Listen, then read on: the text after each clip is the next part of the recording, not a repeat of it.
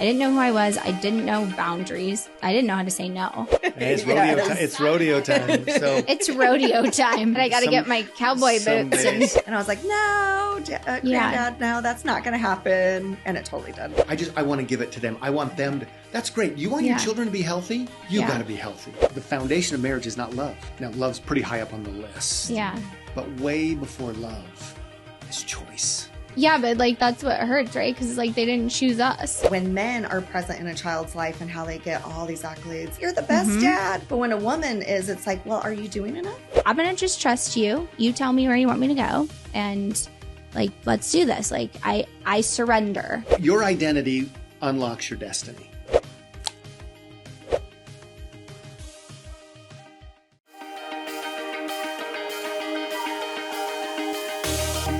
Hi, I'm Stephanie. I'm Seth, and this is The Forever Young Show. The most powerful force in this world is a woman who knows who she is, why she is here, and what she wants to accomplish. And that's where self-care comes in. As a woman, it is my opportunity and my responsibility to take care of me. Self-care for your mind. Self-care for your body. Self-care for your money. Our mission is to serve women as they fulfill their irreplaceable roles in families, society, business, the fabric of humanity.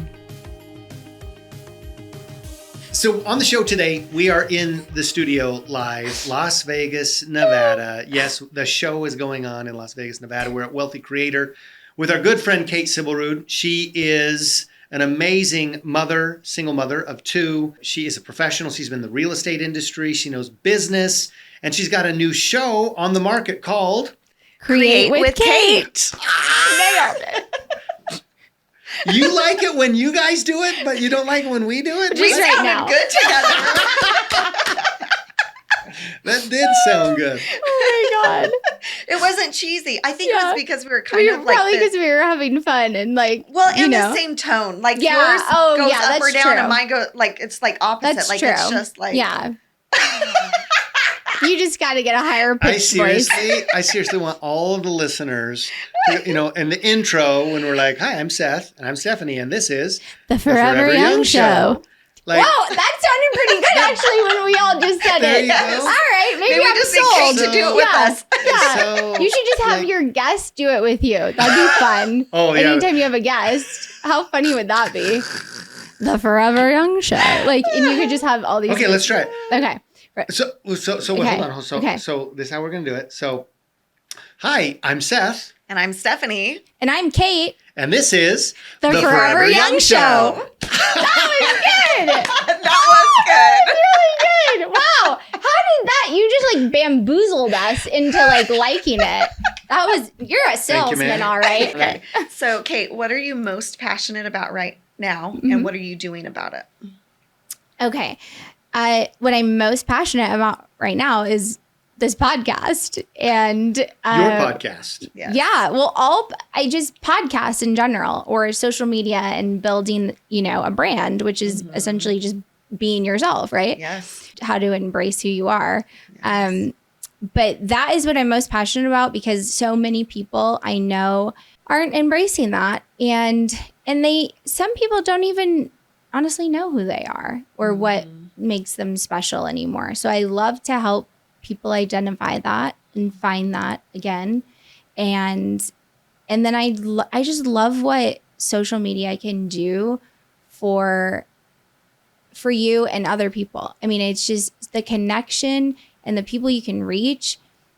I think it can be a really beautiful thing. And I've experienced so many great encounters, like from people that found me online and then were on Zoom. And like, I know that we were meant to find each other because they needed a message from me and I needed a message from them. And, I just think it's like really beautiful. And so that's what I'm most passionate about. And what I'm doing about it is investing in my own podcast, like by buying all of this equipment that we're sitting here in. And it was, it was a decent investment. Like, Yes. so this better take off. Let's see. We better Monetize. get Oprah on here. Yeah. So tell us about Create with Kate. Yeah, I love so the name. Why thank when you. I saw the Yes. name, like, Yeah. I knew, oh, that's it. Yeah, That's me it. too. Yeah, when you know, so the way it came to be is Brian Davila said, "Kate, are you serious about building this brand? Like, start your podcast. Like, let's go." And I'm like, "Okay, yeah, I am. I'm gonna start it." Kind of like I'm thinking about it, kind of vibes, right? He's like, "No, just do it. Come up with a name the next day and then like, let's go." No pressure. Yeah, that's how it was. It was just like, let's go. Like, you make your own podcast cover art. Like, I want to see it tomorrow. I'm like, okay. So I told the girls I work with, I'm like, we got to come up with a name like now. And we couldn't think of anything. We were throwing stuff out there, but it wasn't sticking.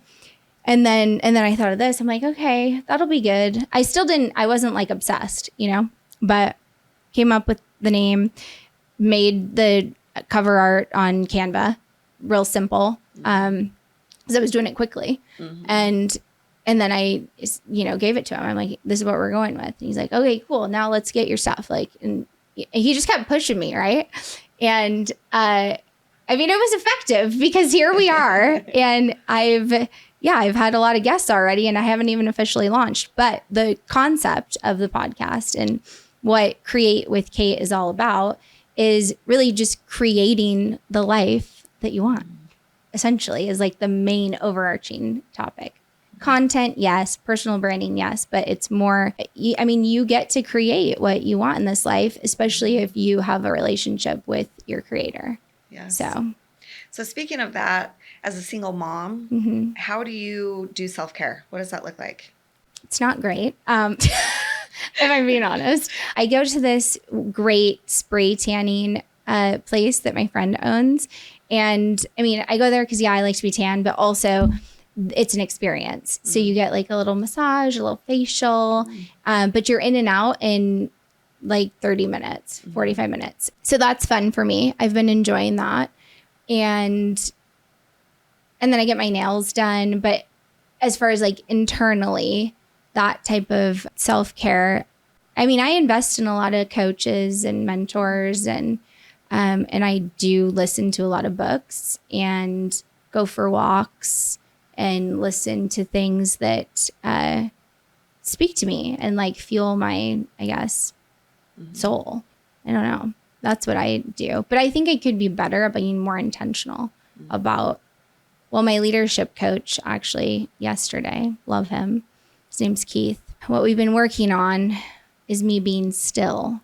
I struggle with that. Do you struggle with that too? No, I was just going to say, let's try it, everybody. Yeah.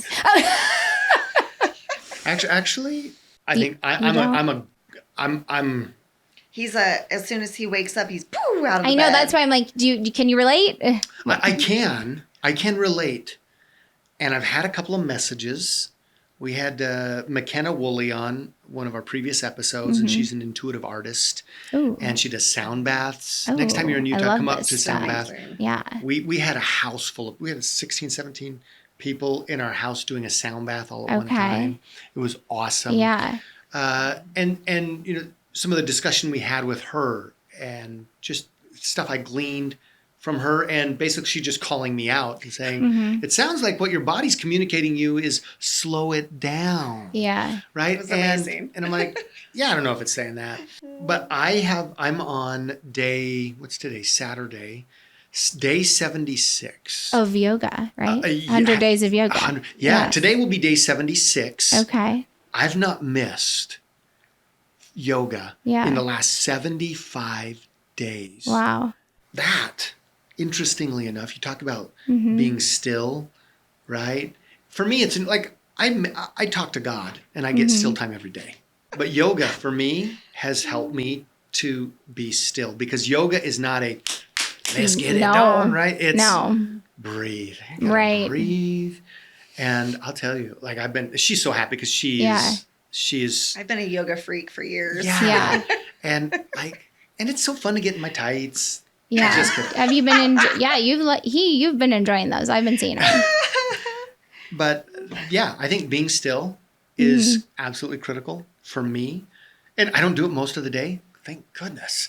Yeah. But once a day, right? And I'm thinking about continuing I don't want to say the streak, because it's not about the streak and how long, but like this is a part of my life now. Yeah. And Yeah. yeah, it's broadened my depth, honestly. I'm going to maybe start some yoga then. Have you never Maybe done it's a it? sign. No, I have. I used to work Okay. for a yoga studio that did heated yoga classes. I mean, they did all kinds of classes, but then I would just, I was working so much that I wouldn't get into the classroom. Yeah. Okay. You know, that's like my Yeah, default. you were moving, busy, doing. Yeah. Yes. Busy doing. Yeah. How ironic that you I can know. work at a yoga studio and be so busy Yeah. and not get the benefit I know. of yoga, which Right. is really actually metaphorical for our entire lives. Here's what I'm excited. I'm excited about Create with Kate because you deepened the meaning for me today. I looked at it solely from a context of, create content. Sure. Which yeah. you do. I mean, you've helped us. Yeah. Right? Like for those of you who don't know, everybody who's listening, that Kate helped us come up with the name for the Forever Young show. Yeah. Yes. Right? She came back and we're like, we like that. Yeah. Let's run with that.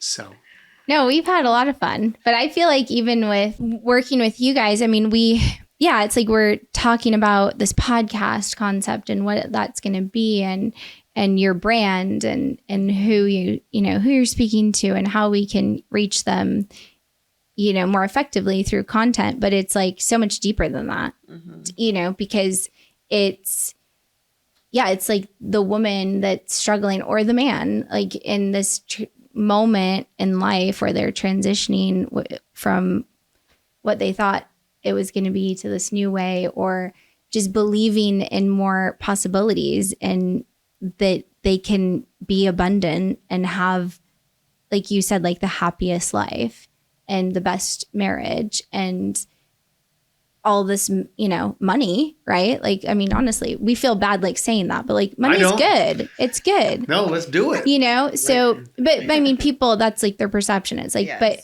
but if the more money you have, like the more people you can help. And so, Yes. yeah, no, I think it's really beautiful. Or how about this? Like put this badge on your sleeve, like being poor, right? Yeah. Or not having an abundance of money. Mm-hmm. Can you tell me how that's helping you out? Right. It's not. Right? Like, no. like what good No. is it doing you? It's not. It's not. It So- absolutely isn't. So it's okay to want to create abundance in your life. No, it's not okay. What? It's not? It's not okay. It's desirable. Oh, the okay is not that. Okay, I see. I see where you're going you know with what I'm this. saying? Yeah, yeah, No. yeah. To create Mm-hmm. with Kate, right? To create is a fundamental human need, I agree. right? Like God is the creator, and guess what? And He is the great I am, and we are all little I ams, right? We're all children. You're daughters of, you are daughters of the heavenly King. He's the creator. Guess Yeah. what? You should be creating. Yeah. And finances are a resource. Mm-hmm. And it just works. Yes, our finances, like I think sometimes people get worried, especially when they don't have it. Mm-hmm. Like it's easy to judge something you don't have. Mm-hmm. But once you taste abundance, and I won't even say money, Right. I'm going to say abundance because I think that's a money is just in some ways a man-made context. Sure. Right? Sure. I mean, God made gold, so right, gold should be money. Anyway. Anyway. I think abundance, if you would buy into the feeling and the concept and the principle of abundance, Yeah. abundant life, abundance in your relationships, abundance of gratitude, first to what you have in your own life, right? Like if you buy into abundance instead of scarcity, Yes.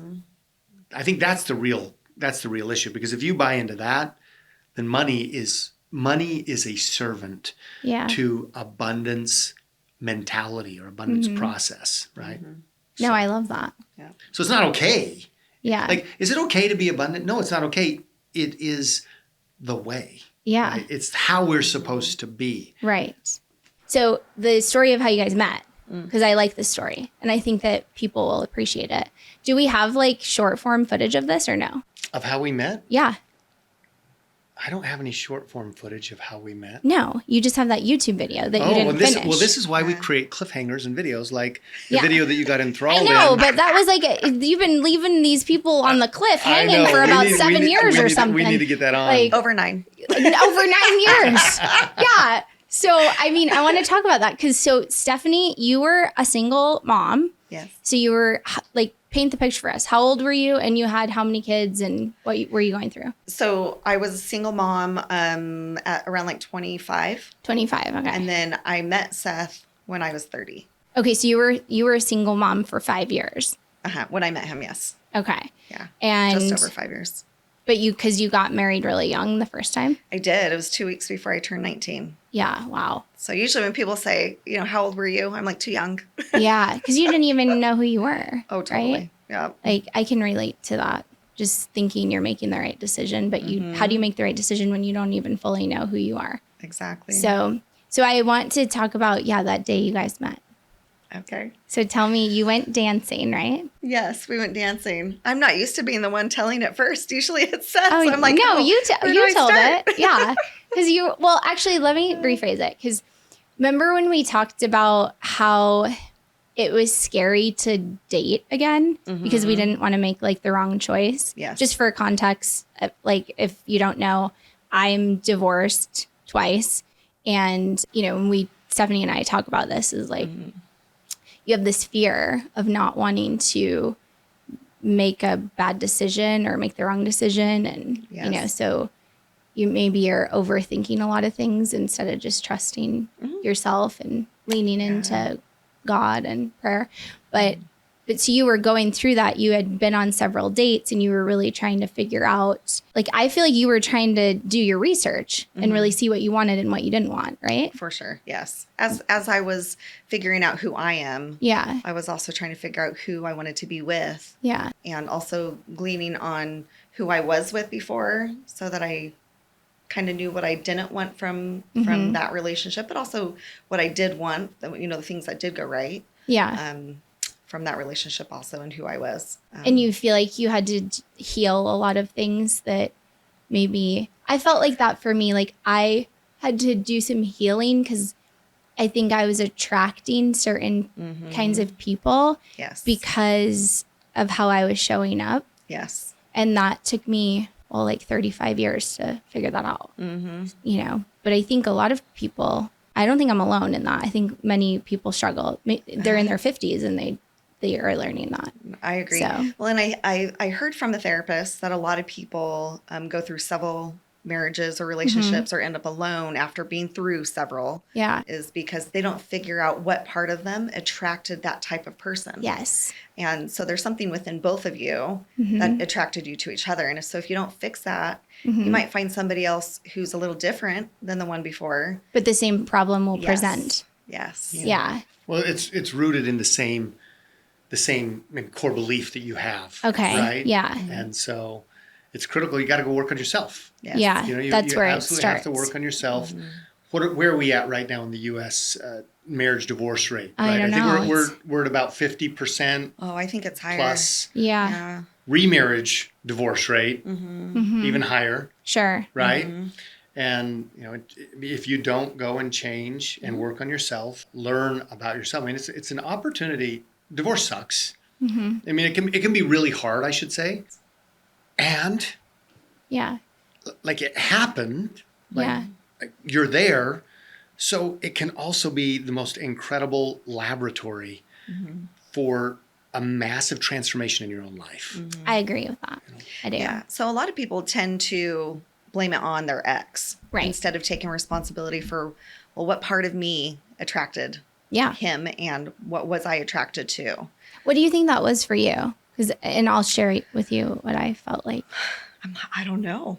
Like, I have to think about that for a second. Yeah. I'll tell you mine first then. Because I feel like I was very much like a people pleaser. And I used to think that was like a good thing. Like, I can just be like accommodating, and I can go with the flow. And I can with a lot of situations, but where that becomes a problem is if you're doing that too much, because then you're kind of pushing aside your values and you're not even realizing it. And then you're confused when you're out of alignment, you know, but if I'm really taking responsibility and I really look back, like, okay, how did I show up? Okay, well, I didn't make it extremely clear what my, you know, non-negotiables were, my values, or I started to, but then when they weren't well received, I think I had a fear of being alone. So I'm like, okay, yeah. So you cave in or Yes. you acquiesce. Yes. And I think that I didn't even realize that until, I mean, I really had to like do a lot of work. And then after that first marriage that only lasted for 5 months, you know, after that one ended, I was still really young too. I was 23. And I wasn't alone. I mean, I was like, I got out of that and then out of nowhere, you know, meet my second husband. And I never was able to even do the work. It was, you just jump from one to the next. And so I think we were both attracted to each other because we were both not healed. And so then it was almost like a trauma bond. Yes. You know? Yes. So it was really interesting. Trauma bond is so real. Yeah. I definitely went through that. I think that might have been part of my issue was the trauma bond. And then I think not having healthy boundaries was a huge one for me. Yeah. So I was that passive. No, not passive. Oh my goodness. What is the word? Anyways, where they just walked all over me. Yeah. Passive. Yeah. That is right. Okay. Yeah. I think so. Passive. Yeah. Overly accommodating. Yeah. Yes. Same with me. Doormat. Yeah. Totally. And outwardly I would be okay with it, but really on the inside I was frustrated with how I was getting treated, not realizing that it was my own choices and allowing people to treat me that way. Yep. And then just not knowing who I was. Yeah. You know, just being super young and immature. Yeah. I feel that's how I feel too, is like, I didn't know who I was. I didn't know boundaries. Like I didn't know how to say no because I was a people pleaser. So it would like hurt my heart if I disappointed someone. Absolutely. You know, because then I would take that on, you know. Like a codependency. Yeah, Yes. I guess. Yeah, that is what it is, right? Absolutely. Yeah. Yes. And if you really like look at it, because I did a lot of reflection, I'm like, okay, growing up, I was the second child and my brother was kind of difficult. Like he didn't handle the divorce well between our parents. And so everything was always like kind of about my brother. And so I would just observe, you know, and I didn't want to cause any additional problems because everyone was dealing with those problems. It was already hard enough as it is. It was already hard enough as it is. Yeah. Yes. So I'm just like, okay, I'm just going to, you know, like lay off and just not disrupt anything. And then my sister was born and then she was very like hard-headed, I guess you could say. And so anyway, I was surrounded by like these very strong-willed child. Yes. And so I would just, you know, whatever. Like I don't want to deal. I don't want to deal with it. Want to So make waves. yeah. Don't Yes. want the So I just friction. learned that. I was you the know? same, the peacemaker. Yes. Like, it's okay, guys. Yeah. It's okay. You know, That- and that's where the walking on me came Yes, in and right. it's okay. I'll take care of it. It's Right. okay. You Yeah, know? because to me, and I don't know if you felt like this, but it was so much easier and like less energy to do that. But then we didn't realize what we were doing to ourselves. Yes. You know? So, Yes. but that just took me so long to figure out because I Yes. thought, oh, well, I'm the good girl, Yep. you know? And, but you can be a good girl and have an opinion. Absolutely. And that was what took me so long to figure out. You can be a great person and have boundaries. You can say no, and it doesn't mean that your relationship is over with a person. Like if, hey, I can't go out tonight because I have this or that, or I don't want to participate in whatever this is, or just all those things. It took me so long to figure that out. Yeah. I was the same way. But now I'm getting very clear on exactly. I'm like, we're not screwing this up again, you know, which is what you did. And that's how you Yes. found Seth. Yes. And now you're in this like beautiful marriage. Yes. So, you know, what were those things that you had identified after 5 years of what you did want in a partner before you met him? There were so many things, but the top one for me was that his heart had to be focused on God. Yeah. And in fact, there's a quote, and I hope I get it right, but it says something about her heart. No, I'm sorry. It's okay if you get it wrong. I get my quotes wrong on every podcast. Well, here's the deal. Honestly. When you get the quote, it's not wrong. Yeah. You're just making it yours so you can tweet it There and you put go. your own name on the bottom. Yeah, there you go. All right? Yeah. But no, I definitely could get this one wrong. Who was it that said it? I don't even remember. I have thousands of screenshots of quotes in my phone. I do too. So I don't That's even an remember. underestimate, by the way. Yeah, That's I love that. Do you know I how love much you can quotes. fit in 256? Okay? Like, there are a lot of quotes, and I know this because I've seen it. I've seen the Yeah. evidence.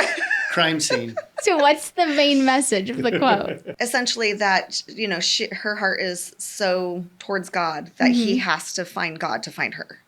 Oh, I love that. That's Yes. good. Oh. That's so good. Yes. Yeah. It's really good. I think that is I think you're right. I think that's number one. And I think that I have learned in the last year, especially, I mean, I've always been a believer, but the last year I was like very intentional about, okay, I'm going to have a relationship with you, like, and I'm going to be intentional about this. And it's transformed my life. I mean, I know that's why. That was one beautiful gift that came from my divorce for me was I've always had a foundation of God. I grew up with having God and Jesus in my life. But I think that going through that divorce and being alone for so long, I'm sure you understand this, but when you can be surrounded in a room full of people that you love and still feel alone. Oh, absolutely. And so it really turned my heart and soul, like every fiber of my being, to find God and develop that relationship the most that I could with him and Jesus Christ. Yeah. And I think that's what really started my true healing path. I mean, I'm still on it. Yeah, I don't think it ever ends, right? I don't think it does either. But I think that was the biggest thing that prepared me to find Seth. Yeah. And then he just like brought him to you. Yes. That's what I believe that. Like, and I want. Actually, I have to say he brought her to me This is because true. I was already in Utah. Like, I was in the land of milk and honey. Right? And she had to get out of hell. Don't take that wrong. What we're talking about is temperature here. She was in Arizona. All right. That's what she was. Oh my God. That reminds me of a story. One time Seth was across the world, I think in Thailand. Yeah. And I looked at the weather and it was freezing and snowing in Arizona. Yeah. And it was one of the coldest temperatures in the West. I was like, well, Which hell is- froze over. yeah. So wait, you were in Arizona and he was in Utah? Before we met, yes. Oh. I But where was the dance place? So that's in Utah. That's what God tells her. Okay. told me to pack up my 2 kids and move to Utah. And Wait, no one was there? No, it was just this. Well, obviously, I was here. But I didn't know that yet. Yeah. That's a minor consequence. No, I'm trying to understand. Like, you just like, where in Utah did he tell you to go? If he just told me to go to Utah. And That's I was it. like, Okay. okay, well, what does this mean? Yeah. And it was like, I want to say a 6-month journey or more. Okay. Actually, so he prepared me a year before. So like the summer before I was going to explore that. Okay. And he was like, okay, next year you're going to move. And I was like, huh. Okay. Well, I had gotten so close to God that I knew what the Holy Spirit felt like. Yeah. And I was like, okay. And I went and told my mom, I remember like yesterday, I went and sat on the couch with her and I was like, hey, Mom, just so you know, the Spirit's telling me that I'm going to move next year. And she was like, oh, okay. Oh, she was, that was well received. Okay. Yeah. But when I told her that God told me to move to Utah, she was like, oh, well, we thought it was going to be like down the street or something. Oh, that's funny. We thought I it was was going like- to be down the street. Yeah. I was like, yeah, I didn't think it would be out of Arizona either. Yeah. At the time, my ex still lived in Arizona. Okay. So I shared custody with him. So how does that work? Well, he ended up moving the next Oh. summer. Okay. And so he had a lot less time. It was mostly just like the summertime. He had a certain amount of weeks He moved in the out summer. of state. I'm Okay. sorry. Yes, he moved Midwest. to Oklahoma. Oh. And so he essentially gave up some of his parenting time because he Okay. moved just voluntarily. It wasn't even necessarily for anything. And so they're like, okay, well, since that Oh, that's happened, interesting. we went to like mediation and Yeah. he got less time. He actually didn't even because he could have had every other winter break. Mm-hmm. And then I can't remember I think it was spring and fall break, plus the weeks in the summer. And he ended up only taking like 5 weeks in the summer. And that was it each summer, just for a few years. And then he stopped all contact with my How kids. did that affect the kids?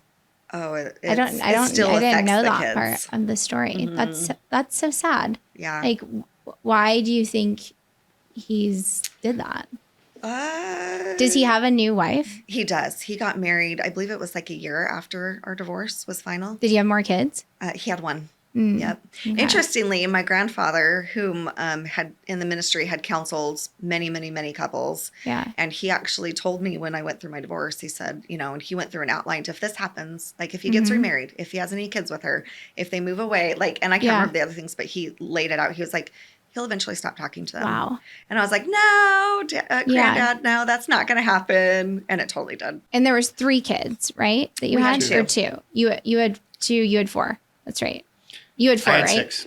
I'm trying. Keep getting these.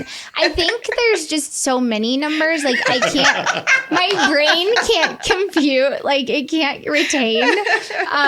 Because there's like 10 kids So I had total, 6. right? I had Yes. 6. Steph had 2. And then you had an we've additional had 2. We've had 2 since then. So that makes that are here in the 10. other room that are fabulous. Hannah and Ruth. Yes. Ruth, the 6-year-old that's like 45 inside. She does. Yeah. She kind of has that, on Incredibles, I the don't lady know. who makes the super suits, Yes. I don't remember. Edna. Yes. Edna. She has. Well, she's kind of that- like serious, Yeah. the way she talks yeah, and she carries comes herself. Oh, yeah. Like it's not like a child. Yeah. It's not Oh, no. child. Like it's like she's ready for business. Yes. Like she could like host a, meeting in the conference room. Is like the vibe. That's literally the vibe I get from her. It's fantastic. Yes. Like she's probably going to be running your calls in no time for all these women. She's been in business. Yeah. Yeah. She's in business. Wow, I didn't realize that. So how old are your kids now? The 2 that are from that marriage. So my oldest biological child, she'll be 20 next week.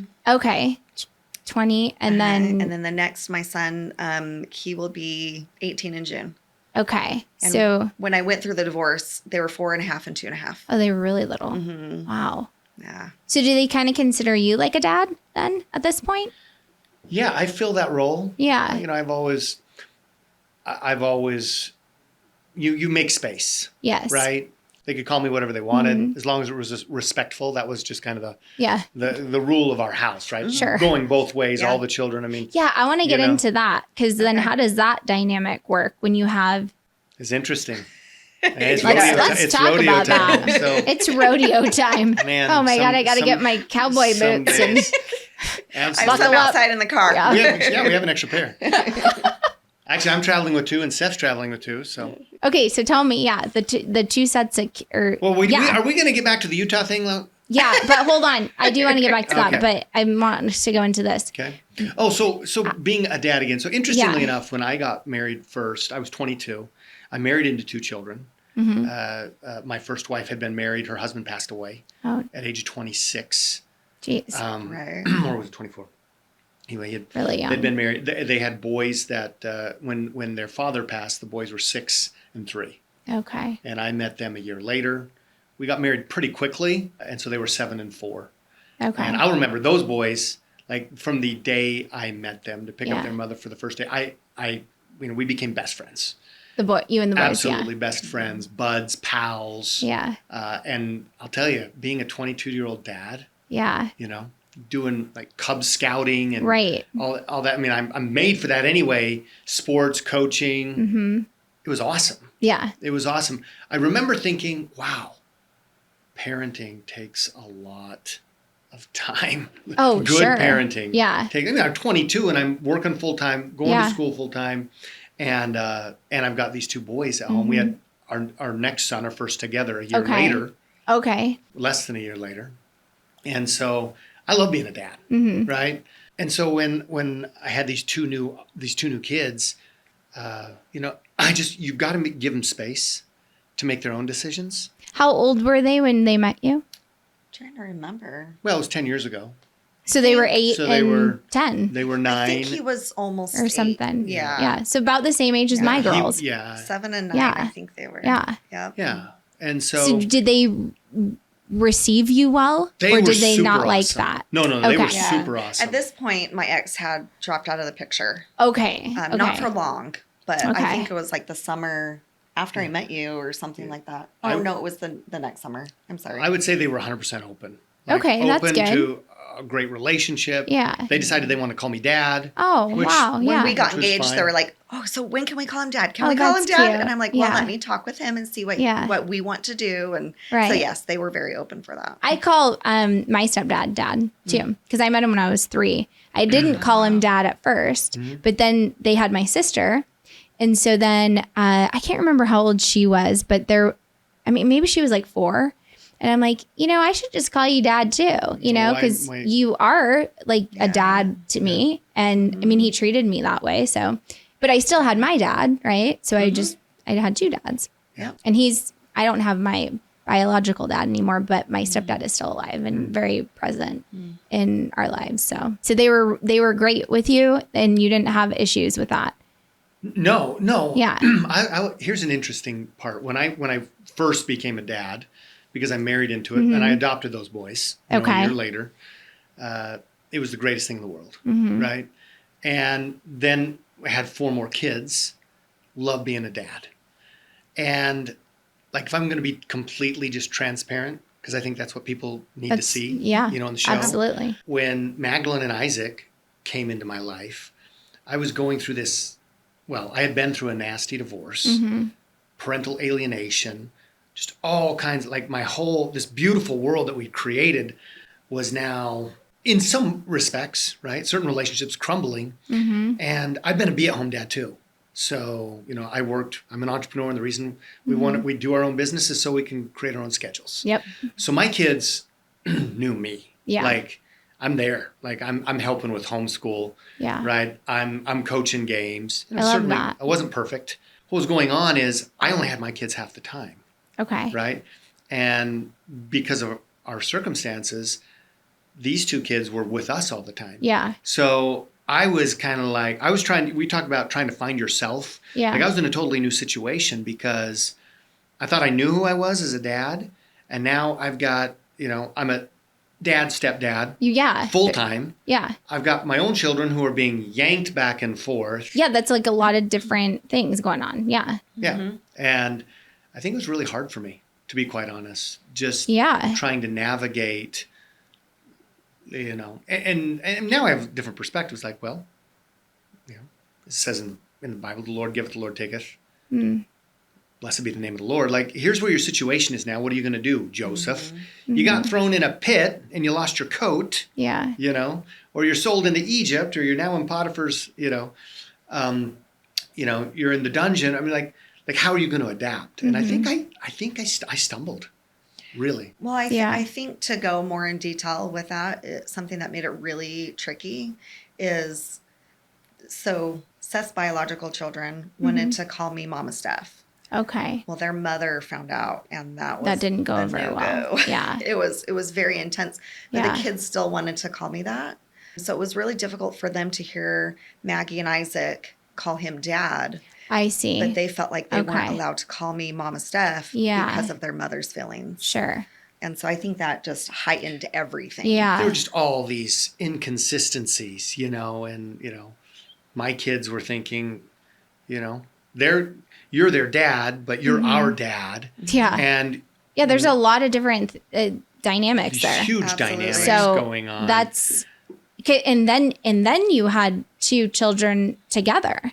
So then that's like another thing, We've right? got 4 different sets of genetics among the 10 kids. Yeah. I mean, that's, in many ways, I'm sure you know how to communicate more effectively with a lot of people and a lot of relationships, because you had to wear different hats that most people don't ever experience, like in that way. Because it's not like you're just a step parent. You had like multiple things going on here. When you had the 2 girls, Hannah and Ruth, were they like so excited, or what was that like? Oh, they were on board. Oh, Yeah. Like, they were, in a sense, glue. In a sense, like healing, like Yeah. like everything Like in they our brought family. the family We've got together. these Yes. step parents. Yeah. We've got parents that hate the other side. Mm-hmm. You know, we've got parents that kind of disappeared. You know, we've got these parents who are Yep. awesome and struggling Yeah. to try to juggle all Sure. these emotions and feelings and the inconsistencies. Yeah. Well, and And finding our places, you know. Finding Yeah. our roles and our That was places. so hard. Well, or even just like, how about falling in love and this relationship with all of that? Mm-hmm. Like, what is that like? Well, here's you know why we're here and why we've been able to weather the storms is because our relationship Yeah. was a rock. But how do you get to that place? Okay. How do you create this rock of a relationship? Well, I think, you know, like going back, we talked about how God is the center of both Yeah. of our lives. Okay. Like even recently we've talked with our girls. It came up because of a song by Ian Munzik and Country how, singer, of course. I love country. and how he talks about how this woman that he found, her heart is so with God Mm-hmm. that he knows that he's number 2 in her life. Oh, which is good, right? That's what Yes. you want, because Amen. you want Yes. God to be number one. Yeah. Absolutely. God knows better than any of us. Right. And he can, you know, he brought us together. Yep. So I'm so glad I followed his plan instead of mine. Mhm. I think that's probably the foundation of it all, is that both of our hearts and our focus is on God first. Yeah. And then each other second. I think another thing that really helped was a therapist that we went to, I think about a year into our marriage. We both agreed, okay, we think Yeah. not necessarily that we needed help. But just Oh, wanted we to did. be. Like I needed help. well, It wasn't like falling apart, but we needed help. that's Yeah. that when I brought it to him, he said, but we don't need help. And I was Yeah. like, That's we baloney. We definitely. Well, you Like, said that, I but said that like, wasn't I'm looking right. back. I'm looking back Or with true. wisdom right now. I can look back and say that's BS. Hey, that's Seth. good for a lot of guys That's to hear. BS. Because It's why true. do you think you said that in that moment, Seth? Well, you don't want to like. Oftentimes, you don't want to be vulnerable. Yeah, You don't want to especially admit, as a man. especially as a man. Yes. You know, you want to be right. You know, or you don't even have to be right. You just don't want to necessarily be called out because Yeah. you know that you're wrong. yes. Yeah. And I think it was just one of those things to say, no, but I'm strong, Yes. right? Mm-hmm. But absolutely, we need that. Like you need counsel. Like everybody Everybody does. needs. Yeah. for Everybody sure. needs certain modalities. Yes. Like Yeah. including prayer and including affirmations Yeah. and meditation Sure. and great talk therapy Mm-hmm. and other therapies. Like, and I'd been to counseling too. Like during the divorce, I'd sought out some Yeah. counseling because I wanted help, but I didn't really. I think it was different for me at that time. Yeah. As we got remarried, I thought, well, no, I'm a little stronger now, Mm-hmm. right? But we needed some help because we were at an impasse. Mm-hmm. And if you're at an impasse with yourself Mm-hmm. as an individual, guess what? You need something. Yeah. You need an intervention, Yep. which could be counseling, could be therapy. There's so many modalities. If you're at an impasse with your spouse, Yep. guess what? You need something. If your Yeah. wagon is stuck, you got to pull it out. I know. can't stay Some there. people just don't want to. I guess it's pride, that's stopping them. Yes. Pride and fear. Ego. Yeah. Pride and fear. Like I think fear. Is the I think- number one driver. I think there are a lot of proud people. Yeah. There is a lot of pride and enmity, and anger fisting to God, Mm-hmm. right? But I think there's a whole lot of fear. Yeah, in no, the I world. think so too. I mean, that's even just with social media, right? Like, and so many people, you put a camera on them and all the insecurities come to the surface, which I actually think is a beautiful thing because then you really see them, Yes. and then you can kind of break through those and just become a better communicator, and you develop that self-worth. It's an opportunity to heal Yeah. if you let it. Yeah, it is. It doesn't have to be this like toxic thing that people kind of make it out to be. When he did tell me, well, we're okay. We don't need help. Well, I had a friend that had told me, she was blending a family and she was a few years ahead of us. Yeah. And so I said, well, honey, it's not necessarily because we need help, but we know for sure that we're going to need help. So it's more of a preventative measure. Right. Like if we can get it right now, then it will prevent other things from happening. Totally. And within that therapy, one of the things that he told us was because of the dynamics of the other parents, that it was our responsibility to show them what a healthy marriage is. Oh, that's good. And so we have worked really, really hard to Yeah. tell each other that even if we have some disagreements or, things come up, that we're on the same team. Yeah. And so we actually aren't fighting each other. We're fighting Satan or, Yeah. these things that are coming up. We're doing it together.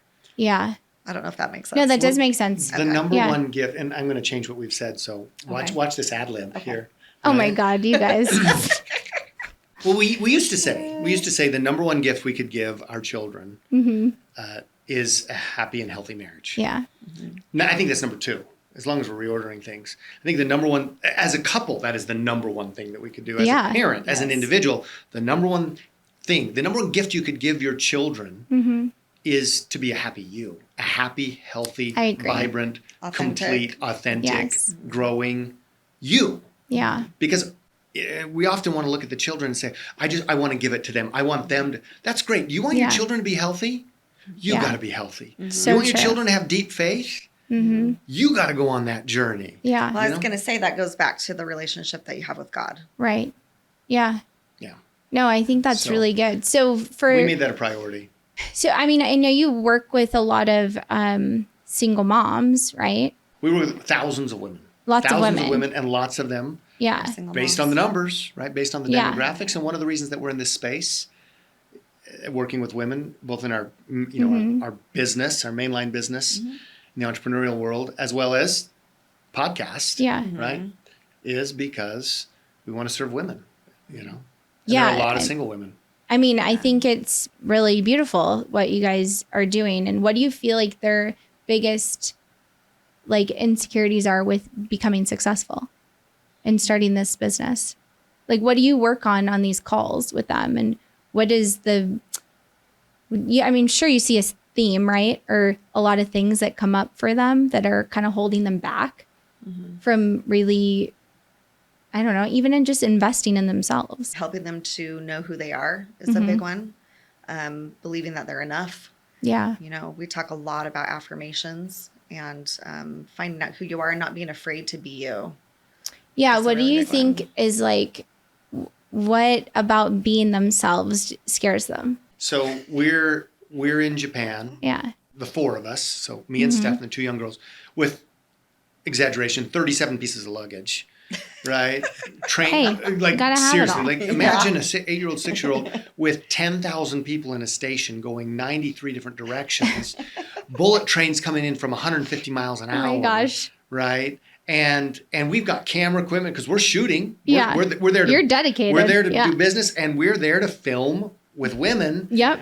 But we did 6 cities in Asia, 3 in Thailand, 3 in Japan, and all 4 of us were speaking.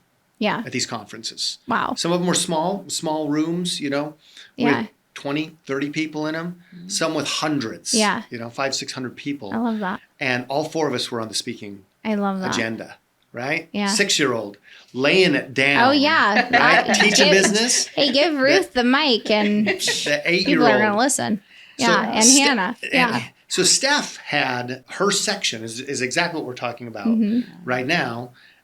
She can go into the detail on that, but then we would also meet with these women afterward.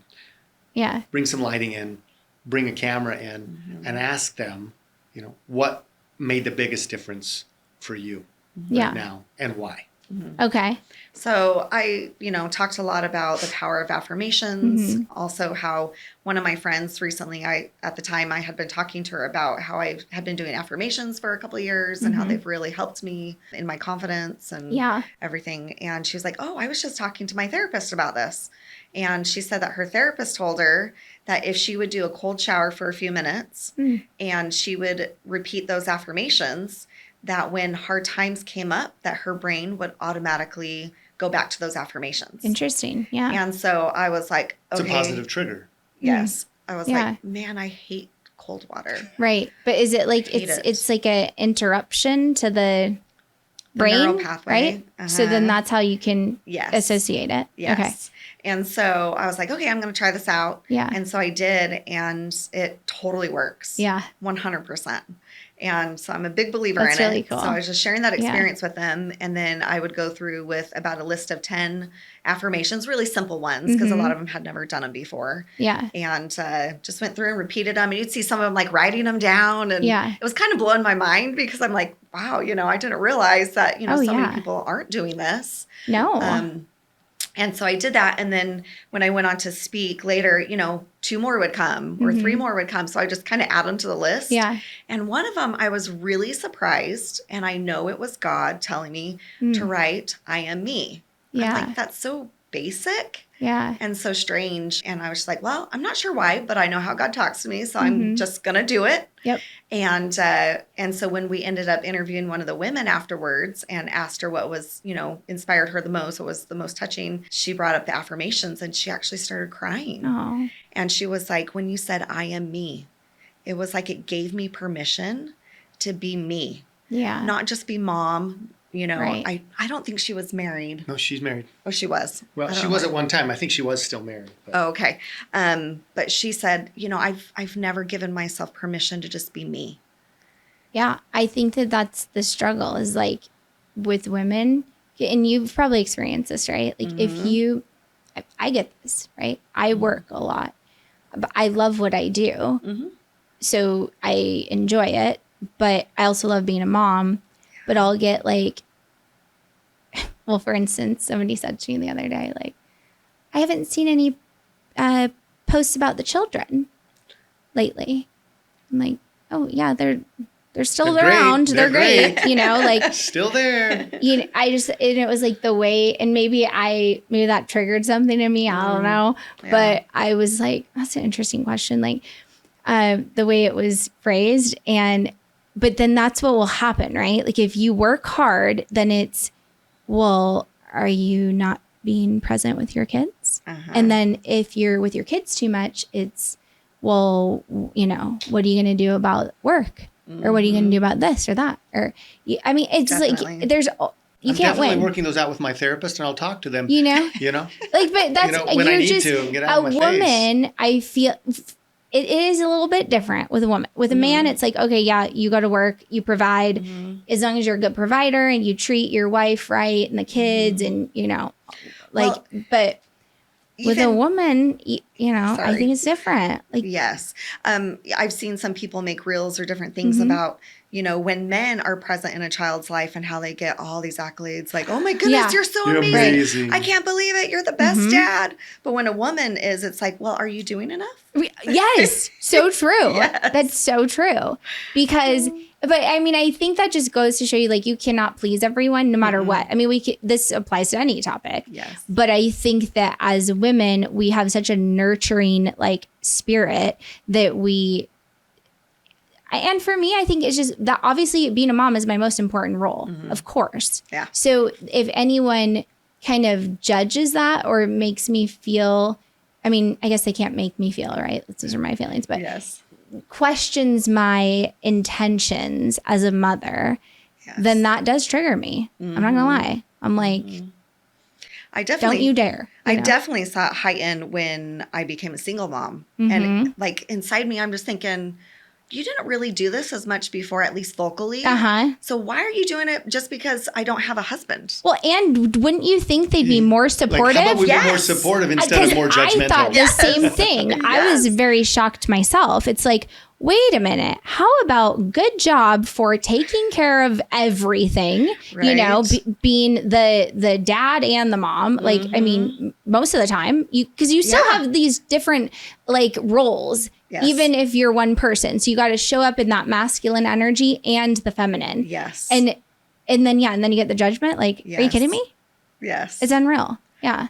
Yeah. So we need to support each other. And that's why you get involved with, a company like you guys, because they have that support. Yes. I think going back to this experience in Japan with that woman, much of her life is defined by her roles. Yes. That's good. Yeah. And men get that because we have roles, and the lines of demarcation are, historically, contextually, man, they're here. This is the work time. And here, if you're in the ministry and here, you showed up as a dad, like, great. Women are wearing all of those hats, right? Without maybe the lines of demarcation, and they're defined, but they're also defined by those roles, right? I think Role that's of a mother, big problem, right? and Yes. for all of us, right? Because especially with men, I work with a lot of men, so I see this a lot, but they attach their worth and identity to their career and their professional accomplishments. And then when that doesn't go exactly as planned, then they don't know who they are. And I think it's really sad because, like you said, like, you're perfect just as you. And those things, that doesn't make you. That's just an extension of your life, right? Of what you do. But like, that's not who you are. Right. And you said this is every part of your life. Applying it to the business world, right? You as a professional, it's not about the how. It's about the who. And if you can establish and reestablish, rediscover, right, that identity, it opens up the destiny. And then the how. Ooh. The how. Wait, go back to that. Say that again. What did you just say? This is one of our fun little tweets that we like to. That was a good one. So your identity unlocks your destiny. And when you solidify and rediscover that identity, then everything else falls into place. And the how, that's like, you need to figure out how. How can I build social media? I mean, you're a rock star in social media. You did that in the real estate world as well, right? Yeah. Now you're helping people create content. But you show up way different and way more authentic and way more full and fulfilled. When Kate has got her feet grounded, kind of like fully grounded, know who she is.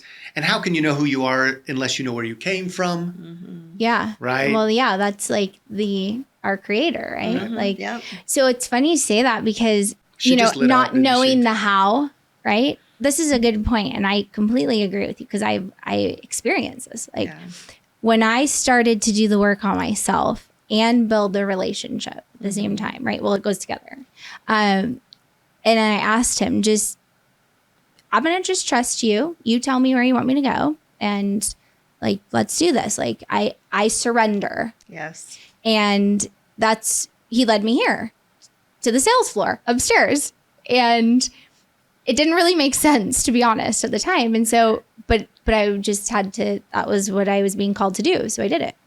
So then I'm on these sales calls and on Zoom, right? And that is where I discovered what I'm supposed to be doing, which is coaching. And because I would sell, but then they would keep coming back to me. And so then that's literally how I got to where I am today. Like, it wasn't a plan at all. It just happened. So then I went from selling to coaching and really helping our clients in that way.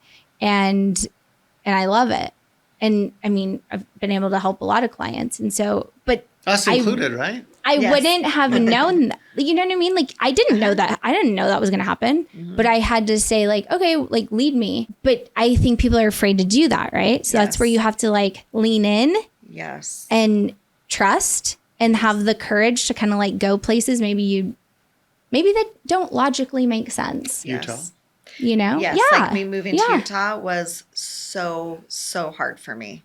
So hard because I didn't have any family in Utah. I didn't have a job. I had nothing. I know, that's wild. Nothing. And so it took so much of my faith. Like, my faith grew 100% going through that experience and just saying, okay, God, you asked me to go to Utah, so you need to open doors for me. Yes. And I had the thought to reach out to a friend, and I said, just chatting with her and talking about how she's in Utah and I was wanting to move to Utah. And she's like, well, why don't you move in with me? Get on your feet. And then you can, get a job and then save up a little and then move out. And I was like, oh, okay. That's where it led. But I mean, I remember sitting in the car with my sister at one point and with my friend at the other and just crying and crying and crying because it would be different if it was just me. But when you have two children that rely on you and an ex who, you know, is not very reliable, that's one of the scariest things to do. Yeah, that would be very scary. Yeah. But then how long before it all kind of came together? It was actually pretty quick at that point. Before that, I had come up here for a church function and would go pass out resumes for like half the day. And then I would go to the church thing, you know, because it was like an all day, a week long thing. Okay. And my sister and my friend came up for that and they went to that all the time while I went out and passed out my resume. Okay. Well, I passed out, I don't know, 100, 200 resumes by the end of the week. And I got 2 calls back. And both of them had said, we want you to work nights and weekends. And I'm like, yeah that's not going to work for me. Right. Like, I have kids, you know? So this door opening with my friend was exactly what I needed. It was difficult. Our beliefs in some ways didn't completely match some of our standards and stuff. And she was in a toxic marriage at the time. And anyway, so that kind of muddied it a little bit. I learned a lot about myself and it really strengthened some things in me that I believe attracted Seth to me. Oh. And so I know it was a step that I needed to take. Right, you and had something to go through. Yeah. It was like part of that journey. Yes. So from the time that I moved to Utah until I met Seth, how long was it? Like 3 months, I think? Oh, it's pretty fast. Yes. Yeah. It was really fast. So, and at the same time, because I'm trying to imagine this. So 3 months before you met her, okay? Were you like praying and asking for certain things too? Or to be guided in some way? Absolutely. So glad he didn't ask me to move to Arizona. Me too.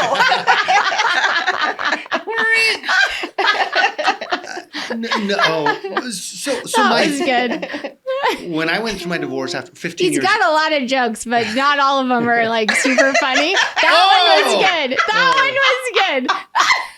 Well, because when you're a jokester, I mean, they can't all be good, right? You gotta like, but that one really got me. Yeah. Okay. So, you know, I've been married for 15 years. And again, I what was important to me, number one, is family. Why do I run a business? So I can spend more time with my family, so we can go do these things, so we can create experiences. Yes. Right? Yeah. So my world was shaken. Speaking, they're right out there, right out that door. But it really rocked my foundation, not my spiritual foundation with God. Like that was strong, which helped me to weather the storm. But it was that, okay, God, so like, why this way? Right? Again, getting worried in the how. Yeah. Right? I can relate to that. Work, yeah. Right? Like, whoa. No, wait. But this whole like happy family thing, like we were the front row, the front pew family. Like when my best friends found out about this, they're like, no, not your family. Right? Happen to anybody, folks. No, it can happen to anybody, true. Right? Yes. That's so true. But I was really rocked inside by my who am I core. Yes, I know I'm a son of God, but this sucks. Well, and that did affect the identity too for me a little bit. Like I didn't like that. I don't know if you felt like that because if you were this perfect family, quote unquote, right? Yes. Yeah. I'm like, I don't want that. I don't want that label on me. The scarlet letter. Like, is kind of what I felt like. Oh, I've got the big D. D on my forehead. I'm divorced. I did feel like that. Now, you know what? Honestly, I'm proud to have the scar, if you will. Like it's experience. Well, now. It's like when we... But in that moment. It's like when we met with Erin Brockovich recently, the dyslexia thing, right? And she's like, what I learned with the dyslexia I thought was going to sink me became something I actually came to absolutely love because it was part of me. And, you know, going to church by myself because I wanted my kids to go to their home congregation and not be back and forth, right? So like, dude, hey, I'm alone. Like truly alone. And I had to figure out who I was. Really, what do I really like? I had a great spiritual mentor when I was going through this. At the beginning of it, when I found out this is happening in my life, are you kidding me? I'm going to be going through a divorce. I'm going to lose my children. I'm going to lose my wife. And he's like, Seth, God wants Seth Mulder to be Seth Mulder and nobody else. And that was like rain in the Sahara Desert. Like that poured so much positive, divine power into my life because like you, I had acquiesced away so much of my personality because it didn't function. It wasn't, it was almost like it wasn't allowed. Yeah. Right? Like I'm not going to go into that, but it was so apparent that I was like the shell of who I really was. Wasn't playing with my friends, right? I wasn't dressing like I would dress. I wasn't speaking. I wasn't smiling. I wasn't singing. I wasn't doing I gave all up my the things hobbies, that you love. gave up my business, lost millions of dollars. Like all of those amazing, beautiful things that surround who I am, they were all gone. And when he said that, it was like God saying, yo, son, it's time to be you again. And I just took this big, deep, divine breath and said, okay, it's go time. I went to the boot store the very next day. I bought 2 pairs of cowboy boots. And I bought boots for all my kids at home. Okay. And I started being me again. And it was the most, I was like, this whole being me thing, this is seriously fun. Right. Right? And so that was the path that I was on. Deepening my spirituality and trying to walk with God even are really tough times. Because, like, we can talk about it. It's all nice and we're smiling. They were hard times. Oh, yeah. You know how it is. Right. Like, bawling myself. Yes, me too. To sleep. Yes, exactly. Right? Yes. Yeah. I remember being in an apartment. Yeah. Because I didn't want my marriage to end. Like, I was open. Let's see how we can figure this out. Same for me. I didn't want that. Yeah. I left. Yeah. She's like, peace out. I'm out of here. Listen, God told me there's someone real good in Utah. No. 6 years later. But I remember getting a knock on I think it was a Wednesday morning. I think it was March, and knock on the door. I'm like, who's here? My kids weren't there at the time. It wasn't a day I had my kids. And I opened the door. Seth Mulder? Yeah. Okay. Sign and hand me some papers. Those were the final papers. Like, you're a single boy. Yeah. And I just remember just sobbing. Yeah. Right? But that was all part of the process. Like, sometimes, like, if again, looking back now, and what I learned about marriage was the foundation of marriage is not love. Now, love's pretty high up on the list. Yeah. But way before love is choice. Wow. Because choice is connected to your accountability, to yourself. And God gave each one of us that agency. Like, he didn't come and force me to do any of this. I could like feel him in this room or something. What's happening? Like, I'm getting emotional. Because I realized, you know what, that my wife needed to make a choice.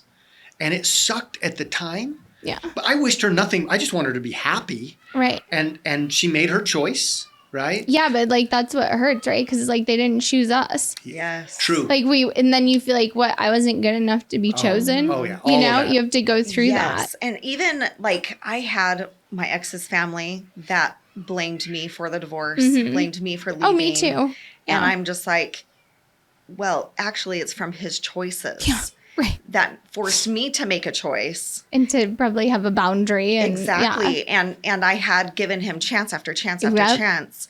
And then some. And then I finally, knew with God, which is a whole nother story. Yeah. Of that it was over.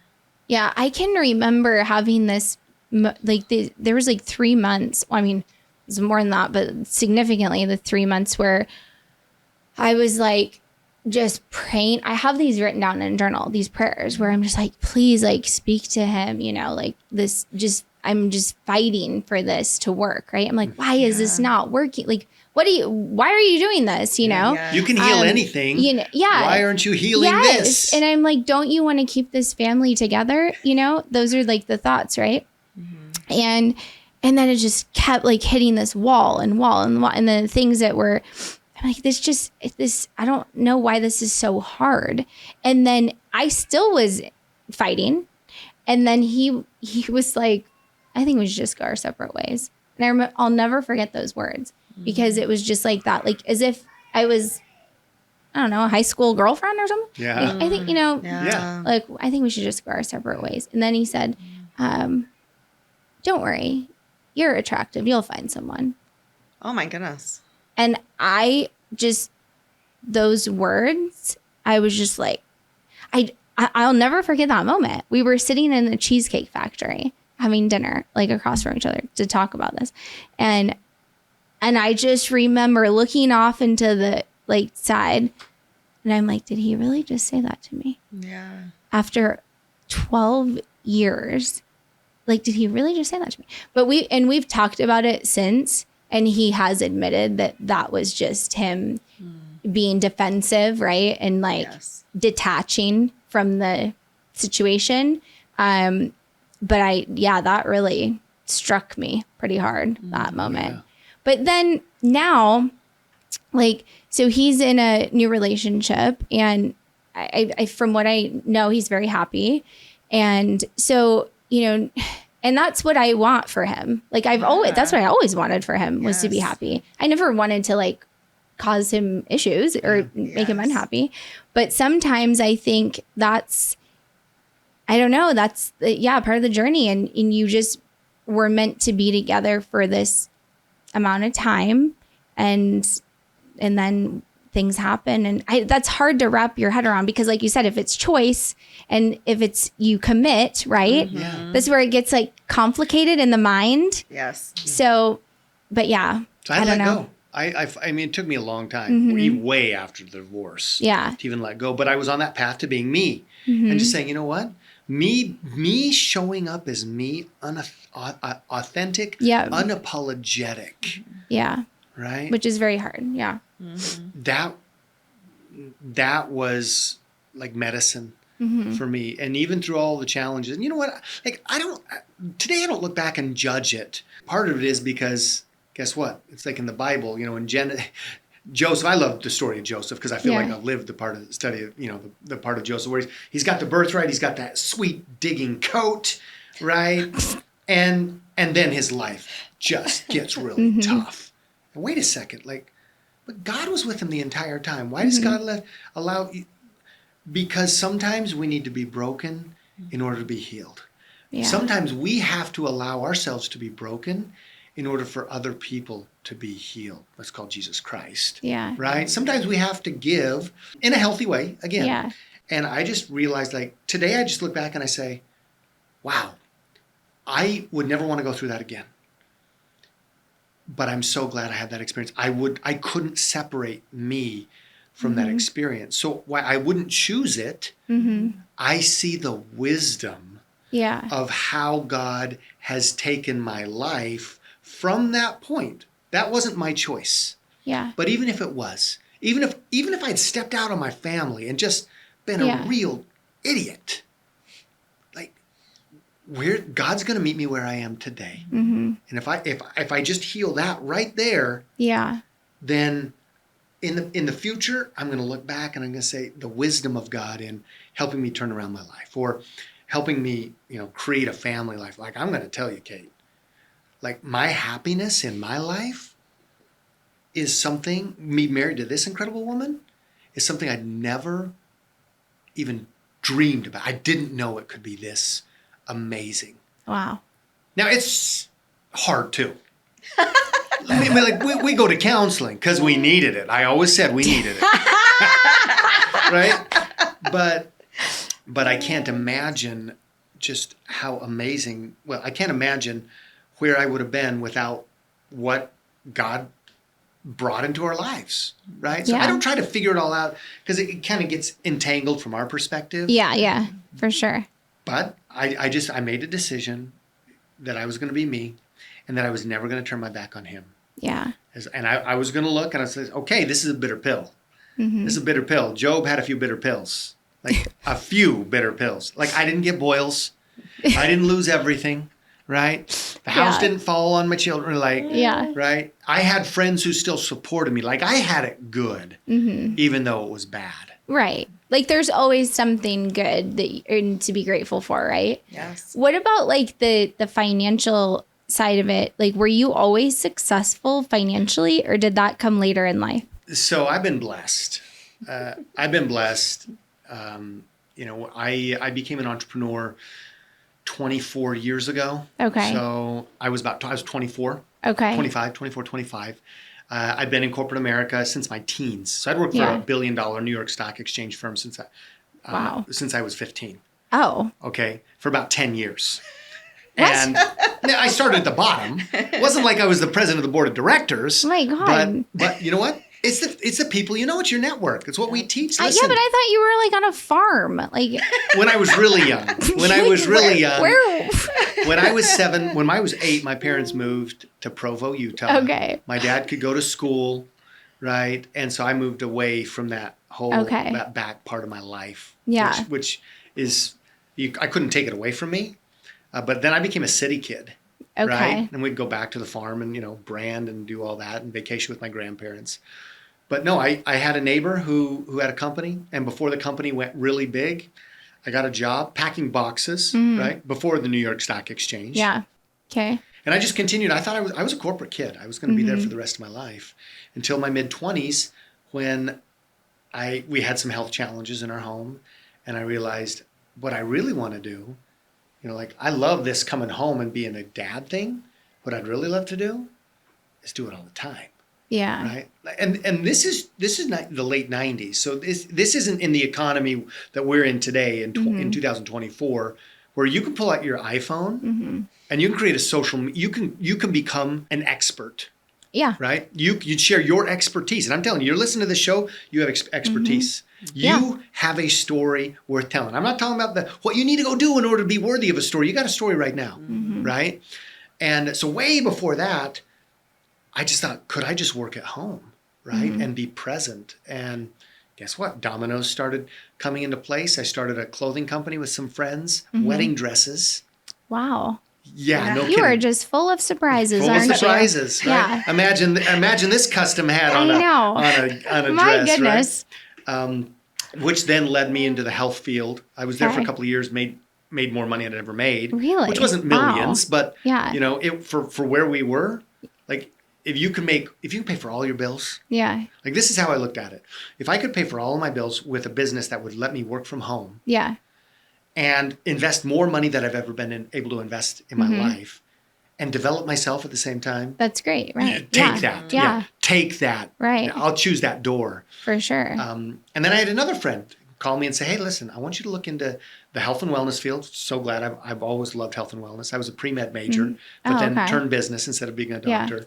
And he's like, you're kind of in sales and marketing and team building, network marketing, and direct selling. And I'm like, that's not me. Yeah. Right? Like, I don't have that skill set. But what ultimately attracted me to the profession was the result. Like, I didn't want to do the work. I mean, I didn't necessarily enjoy that. That's not this is going to be great. I'm going to call people. Yeah. I'm going to do some recruiting calls, some sales calls, some demos with a product that I love. That just sounds so fun. No, like that had zero appeal to me. But what had appeal was the lifestyle I could live. Right. Right. Like I could do what I was doing for the wedding dresses, 2x, 3x, 5x, 10x. Wait a second. Like that's what when I became an entrepreneur, I realized I didn't want to be a slave to my business. Yeah. Right. I've had my ego trips, and you made some money, want to buy that nice car, right? Be seduced by success. You think it might be you. Fortunately, my blips have been short-lived. Yeah. I want to run $1 billion company so that, to fulfill that inner desire that I'm actually worthy and I'm enough. Right. Right.